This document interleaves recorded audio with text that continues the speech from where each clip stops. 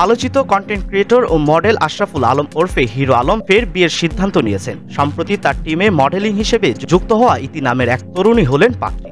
ইতিমধ্যেই তাদের মধ্যে সম্পর্ক গড়ে উঠেছে এবং সামনে যে কোনো সময় বিয়ের আনুষ্ঠানিকতা সম্পন্ন হতে পারে বলে জানা গেছে।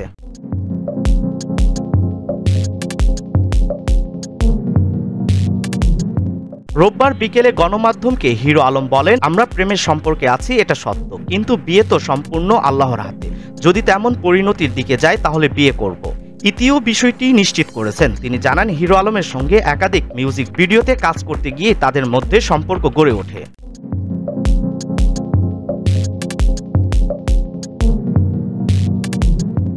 হিরো আলম বলেন, ইতি গাজীপুরের মেয়ে, অনেক ভালো একটা মেয়ে। আমাকে ফোন করে জানায় যে মিউজিক ভিডিওতে কাজ করতে চাই। আমি তাকে আমার সঙ্গে কাজে নেই। এভাবে এই জগতে ইতির আশা।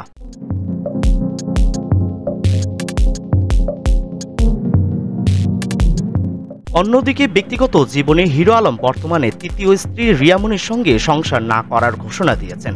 তার অভিযোগ, বাবার মৃত্যুর সময় তিনি হাসপাতালে 1 মাস ধরে অবস্থান করলেও স্ত্রী রিয়া পাশে ছিলেন না, এমনকি বাবার লাশও দেখতে আসেননি।